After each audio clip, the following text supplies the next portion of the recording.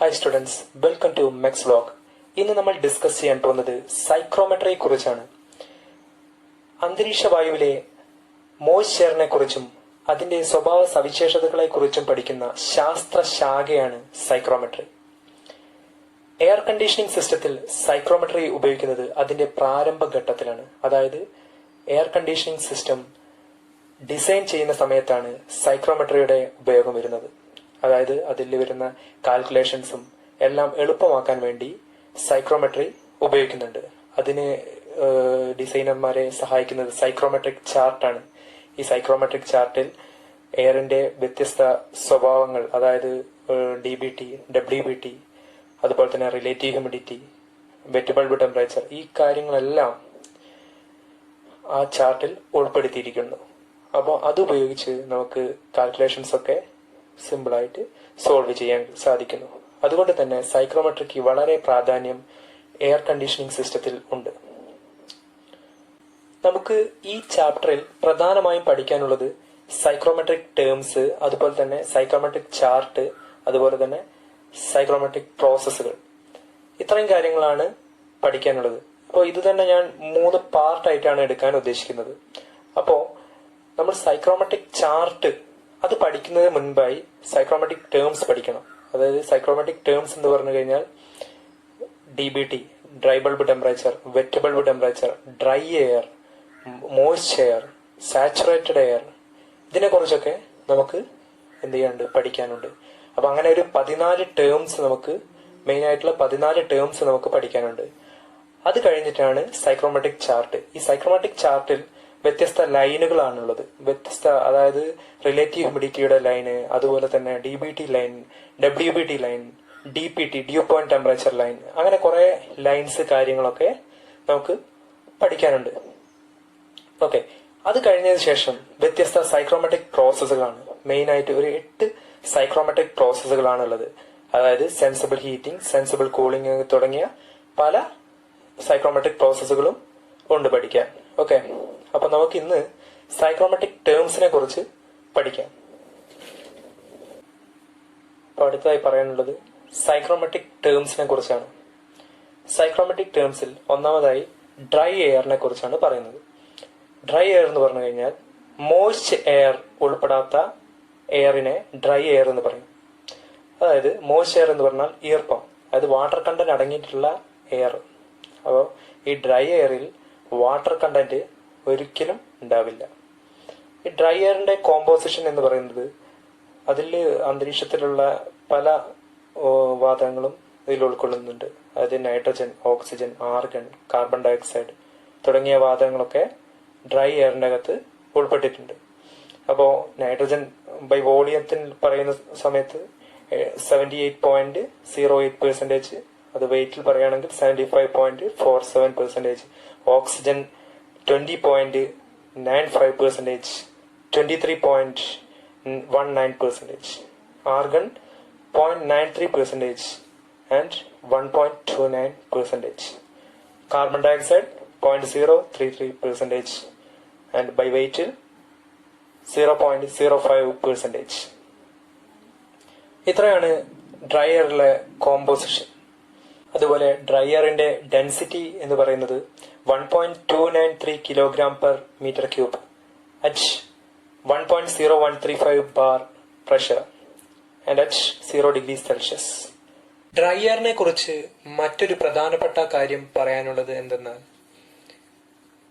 പ്രകൃതിയിൽ നമുക്ക് പ്യുവർ ഫോമിലുള്ള ഡ്രൈ എയർ ഒരിക്കലും ലഭിക്കുകയില്ല. ഓക്കെ, അതുകൊണ്ട് തന്നെ നമ്മുടെ ഈ ഒരു ചാപ്റ്ററിൽ ഡ്രൈ എയർ എന്ന് പറഞ്ഞു കഴിഞ്ഞാൽ അതിൽ ഒരല്പം വാട്ടർ വേപ്പറും ഉണ്ടാവും എന്നുള്ള കാര്യം നിങ്ങൾ മനസ്സിൽ വെക്കേണ്ടതാണ്. ഓക്കെ, അടുത്ത സൈക്രോമെട്രിക് ടേമാണ് മോയ്സ്ചർ.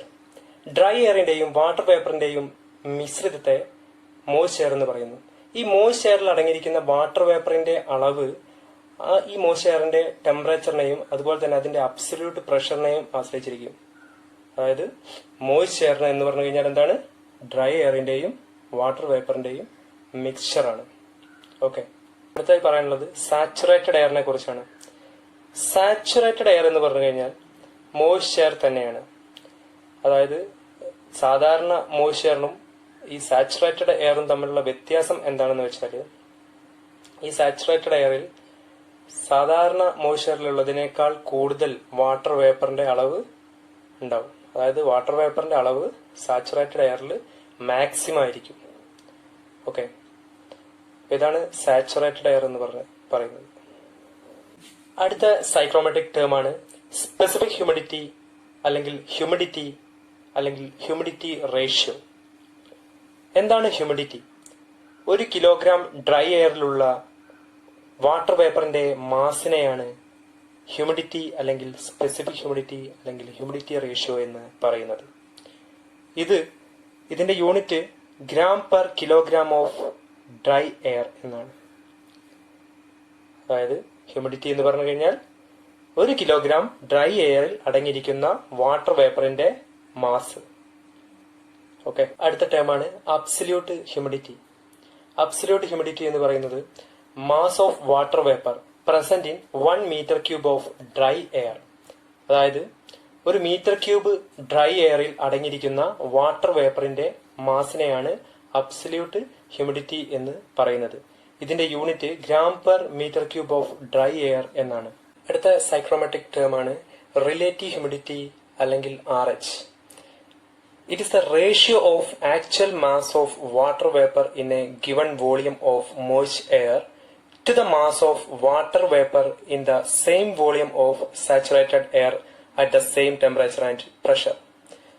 അതായത് ഒരു നിശ്ചിത വോളിയം മോയ്സ്റ്റ് എയറിൽ അടങ്ങിയിരിക്കുന്ന വാട്ടർ വേപ്പറിന്റെ മാസും അത്ര തന്നെ വോളിയത്തിലും അതേ ടെമ്പറേച്ചറിലും അതേ പ്രഷറിലുമുള്ള സാച്ചുറേറ്റഡ് എയറിൽ അടങ്ങിയിരിക്കുന്ന വാട്ടർ വേപ്പറിന്റെ മാസും തമ്മിലുള്ള റേഷ്യോയെ റിലേറ്റീവ് ഹ്യൂമിഡിറ്റി എന്ന് പറയുന്നു. ഇതിന്റെ ഒരു എക്സാമ്പിൾ ആയിട്ട് നമ്മൾ പറയുകയാണെങ്കിൽ, റൂം എടുക്കുകയാണെങ്കിൽ ആ റൂമിനകത്ത് നിലവിലുള്ള വാട്ടർ വേപ്പറിന്റെ അളവ് അതുപോലെ തന്നെ ആ റൂമിൽ ഉൾക്കൊള്ളാൻ സാധിക്കുന്ന മാക്സിമം വാട്ടർ വേപ്പറിന്റെ അളവും തമ്മിലുള്ള റേഷ്യോ, അതാണ് റിലേറ്റീവ് ഹ്യൂമിഡിറ്റി എന്ന് പറയുന്നത്. ഇതിനെ RH എന്ന് പറയും. അതുപോലെ തന്നെ നമ്മുടെ എയർ കണ്ടീഷനിങ് റൂമിലുള്ള റിലേറ്റീവ് ഹ്യൂമിഡിറ്റി 45% മുതൽ 50% വരെ വേണം. അതുപോലെ നമ്മുടെ സാച്ചുറേറ്റഡ് എയറിന്റെ റിലേറ്റീവ് ഹ്യൂമിഡിറ്റി എന്ന് പറയുന്നത് 100% ആണ്. അടുത്ത സൈക്രോമെട്രിക് ടേം ആണ് degree of saturation. Degree of saturation എന്ന് പറഞ്ഞു കഴിഞ്ഞാൽ ratio of actual mass of water vapor in a unit mass of dry air to the mass of water vapor in the same mass of saturated air at the same temperature. അതായത് ഒരു unit mass dry എയറിൽ ഉൾക്കൊണ്ടിരിക്കുന്ന water വേപ്പറിന്റെ മാസും അത്ര തന്നെ മാസും അതുപോലെ തന്നെ അതേ ടെമ്പറേച്ചറുമുള്ള saturated എയറിൽ ഉൾക്കൊണ്ടിരിക്കുന്ന water വേപ്പറിന്റെ മാസും തമ്മിലുള്ള റേഷ്യോയെ ഡിഗ്രി ഓഫ് സാച്ചുറേഷൻ എന്ന് പറയുന്നു. അടുത്ത സൈക്രോമെട്രിക് ടേമിൽ വളരെ പ്രധാനപ്പെട്ട 2 ടേമാണ് ഡ്രൈ ബൾബ് ടെമ്പറേച്ചറും വെറ്റ് ബൾബ് ടെമ്പറേച്ചറും. ഡ്രൈ ബൾബ് ടെമ്പറേച്ചർ അളക്കുന്നത് സാധാരണ ഒരു തെർമോമീറ്റർ ഉപയോഗിച്ചാണ്. എങ്കിൽ വെറ്റ് ബൾബ് ടെമ്പറേച്ചർ അളക്കുന്നത് ഒരു സാധാരണ തെർമോമീറ്റർ തന്നെ അതിന്റെ മുകളിൽ ഒരു നനഞ്ഞ തുണി ചുറ്റിയിട്ടുണ്ടാവും. എന്നിട്ട് റെക്കോർഡ് ചെയ്യുന്ന ആ ടെമ്പറേച്ചറിനെയാണ് എന്ത് പറയുന്നത്? വെറ്റ് ബൾബ് ടെമ്പറേച്ചർ എന്ന് പറയുന്നത്. അതായത് ഡ്രൈ ബൾബ് ടെമ്പറേച്ചർ എന്ന് പറഞ്ഞു കഴിഞ്ഞാൽ സാധാരണ തെർമോമീറ്റർ അളക്കുന്ന ടെമ്പറേച്ചർ, എയറിന്റെ ടെമ്പറേച്ചറിനെ ഡ്രൈ ബൾബ് ടെമ്പറേച്ചർ എന്നും, അതുപോലെ തന്നെ വെറ്റ് ബൾബ് ടെമ്പറേച്ചർ എന്ന് പറഞ്ഞു കഴിഞ്ഞാൽ ഒരു തെർമോമീറ്ററിന്റെ മുകളിൽ നനഞ്ഞ തുണി ചുറ്റിക്കൊണ്ട് എന്ത് ചെയ്യും? എയറിന്റെ ടെമ്പറേച്ചർ അളക്കുന്നതിനെ അളന്ന് കിട്ടുന്ന ആ ടെമ്പറേച്ചറിന് എന്ത് പറയും?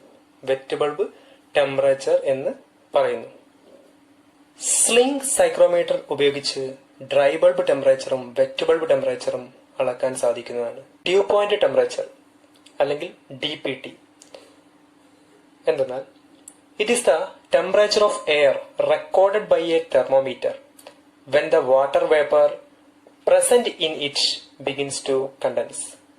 അതായത് എയറിലുള്ള വാട്ടർ വേപ്പർ കണ്ടൻസ് ചെയ്യാൻ തുടങ്ങുന്ന സമയത്തുള്ള ടെമ്പറേച്ചറിനെയാണ് ഡ്യൂ പോയിന്റ് ടെമ്പറേച്ചർ എന്ന് പറയുന്നത്.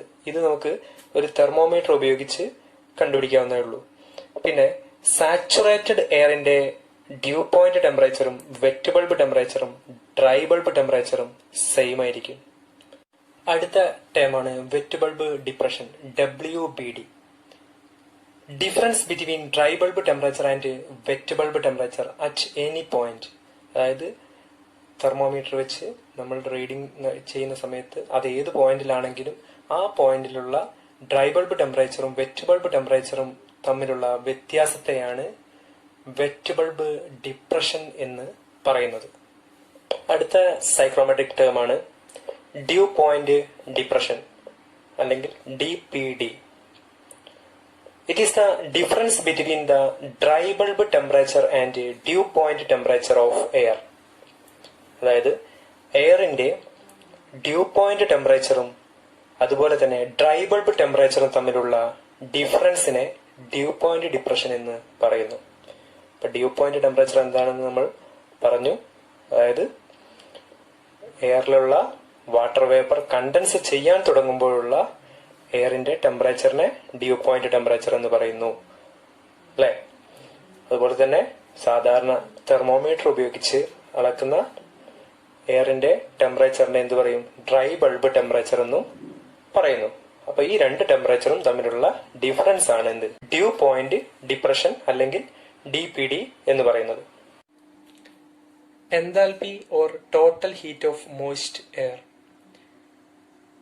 അതായത് മോയിസ്റ്റ് എയറിന്റെ എൻതാൽപി അല്ലെങ്കിൽ അതിലടങ്ങിയിരിക്കുന്ന ടോട്ടൽ ഹീറ്റ് എനർജി. അതായത് it is defined as the total enthalpy of the dry air and the water vapor associated with dry air. Moist എയറിൽ എന്തൊക്കെയാണ് അടങ്ങിയിരിക്കുന്നത്? ഡ്രൈ എയറിന്റെയും വാട്ടർ വേപ്പറിന്റെയും മിക്സറാണ് എന്ത്? Moist air. അതായത് എൻതാൽപി എന്ന് ഉദ്ദേശിക്കുന്നത് ഡ്രൈ എയറിന്റെ ടോട്ടൽ ഹീറ്റും അതുപോലെ തന്നെ വാട്ടർ വേപ്പറിന്റെ ടോട്ടൽ ഹീറ്റും തമ്മിൽ കൂട്ടിയാൽ കിട്ടുന്നതാണ് എന്ത്? എൻതാൽപി അല്ലെങ്കിൽ total heat of moist air. Moist എയറിന്റെ ടോട്ടൽ ഹീറ്റ് എന്ന് പറയുന്നത്. അപ്പോ അതിന്റെ യൂണിറ്റ് എന്ന് പറയുന്നത് കിലോ ജൂൾ പെർ കിലോഗ്രാം അല്ലെങ്കിൽ BTU പെർ പൗണ്ട് എന്നാണ്. ഇനി നമുക്ക് മറ്റൊരു രീതിയിൽ മോയിസ്ചറിന്റെ എൻതാൽപി പറയുകയാണെങ്കിൽ സെൻസിബിൾ ഹീറ്റും ലേറ്റൻ ഹീറ്റും തമ്മിൽ കൂട്ടിക്കിട്ടുന്നതാണെന്ത്? Enthalpy of moisture. അതായത് സെൻസിബിൾ ഹീറ്റ് എന്ന് ഉദ്ദേശിക്കുന്നത് ഡ്രൈ എയറിന്റെ എൻതാൽപി, അതായത് ഡ്രൈ എയറിന്റെ ടോട്ടൽ ഹീറ്റ് ആണെന്ത്? Sensible heat. അതുപോലെ തന്നെ ലാറ്റൻ ഹീറ്റ് എന്ന് പറഞ്ഞു കഴിഞ്ഞാൽ enthalpy of evaporated water vapour in the air. അതായത് എയറിൽ അടങ്ങിയിരിക്കുന്ന വാട്ടർ വേപ്പറിന്റെ ഇവാപറേറ്റ് ചെയ്തു പോകുന്ന വാട്ടർ വേപ്പറിന്റെ എൻതാൽപിയാണ് എന്ത്? Latent heat. അടുത്ത സൈക്രോമെട്രിക് ടേമാണ് സ്പെസിഫിക് വോളിയം. സ്പെസിഫിക് വോളിയം എന്ന് പറഞ്ഞു കഴിഞ്ഞാൽ the volume of moisture per unit mass of dry air. അതായത് ഒരു യൂണിറ്റ് മാസ് ഡ്രൈ എയറിൽ ഉൾക്കൊണ്ടിരിക്കുന്ന മോയിസ്ചറിന്റെ വ്യാപ്തത്തെയാണ് സ്പെസിഫിക് വോളിയം എന്ന് പറയുന്നത്. അപ്പൊ നിങ്ങൾക്കൊരു സംശയം തോന്നാം, ഈ ഡ്രൈ എയറിന്റെ അകത്ത് എങ്ങനെയാണ് മോയിസ്ചർ വരുന്നത്? ഞാൻ നേരത്തെ പറഞ്ഞു, പ്യുവർ ആയിട്ടുള്ള ഡ്രൈ എയർ നമുക്ക് ഒരിക്കലും പ്രകൃതിയിൽ നിന്നും ലഭിക്കുന്നില്ല. അതുകൊണ്ട് തന്നെ അതിനകത്ത് അല്പം എന്തുണ്ടാവും? മോയിസ്ചർ ഉണ്ടായിരിക്കും. ഓക്കെ, അപ്പൊ ആ ഒരു കൺസെപ്റ്റ് വെച്ച് നോക്കുകയാണെങ്കിൽ സ്പെസിഫിക് വോളിയം എന്ന് പറഞ്ഞാൽ എന്താണ്? ഒരു യൂണിറ്റ് മാസ് ഡ്രൈ എയറിനകത്ത്, ഒരു യൂണിറ്റ് മാസ് എന്ന് ഉദ്ദേശിക്കുന്നത് 1 കിലോഗ്രാം ഡ്രൈ എയർ എടുക്കുകയാണെങ്കിൽ അതിനകത്ത് ഉൾക്കൊണ്ടിരിക്കുന്ന മോയിസ്ചറിന്റെ വ്യാപ്തം, അതാണ് എയറിന്റെ സ്പെസിഫിക് വോളിയം എന്ന് പറയുന്നത്. സ്പെസിഫിക് വോളിയം ആശ്രയിച്ചിരിക്കുന്നത് പ്രധാനമായും 2 കാര്യങ്ങളെയാണ്. അതായത് ഒന്നാമത്തത് എയറിന്റെ ടെമ്പറേച്ചർ. എയറിന്റെ ടെമ്പറേച്ചർ കൂടുന്ന സമയത്ത് സ്പെസിഫിക് വോളിയം കൂടുന്നു. രണ്ടാമത് ഇതിലടങ്ങിയിരിക്കുന്ന മോയിസ്ചർ. മോയിസ്ചറിന്റെ അളവ് കൂടിക്കഴിഞ്ഞാലും എന്താവും? സ്പെസിഫിക് വോളിയം കൂടും. ഓക്കെ, ഇന്ന് നമ്മൾ ഡിസ്കസ് ചെയ്തത് സൈക്രോമെട്രിയെ കുറിച്ചും അതുപോലെ തന്നെ സൈക്രോമെട്രിക് ടേംസിനെ കുറിച്ചുമാണ്. അപ്പൊ എന്താണ് സൈക്രോമെട്രി? സൈക്രോമെട്രി എന്ന് പറഞ്ഞു കഴിഞ്ഞാൽ അന്തരീക്ഷ വായുവിലെ മോയിസ്ചറിനെ കുറിച്ചും അതിന്റെ സവിശേഷതയെക്കുറിച്ചും പഠിക്കുന്ന ശാസ്ത്ര ശാഖയാണെന്ത്? സൈക്രോമെട്രി. അതിലുള്ള 14 സൈക്രോമെട്രിക് ടേംസ് നമ്മൾ പഠിച്ചു കഴിഞ്ഞു. Dry air, moisture, saturated air, അങ്ങനെ 14 സൈക്രോമെട്രിക് ടേംസ് ആണ് ഇന്ന് നമ്മൾ ഡിസ്കസ് ചെയ്തത്. ഇനി അടുത്ത ക്ലാസ്സിൽ നമുക്ക് സൈക്രോമെട്രിക് ചാർട്ടിനെ കുറിച്ച് പഠിക്കാം. ചാർട്ടും അതിലുള്ള ലൈൻസിനെ കുറിച്ചുമാണ് അടുത്ത ക്ലാസ്സിൽ പഠിക്കാൻ പോകുന്നത്.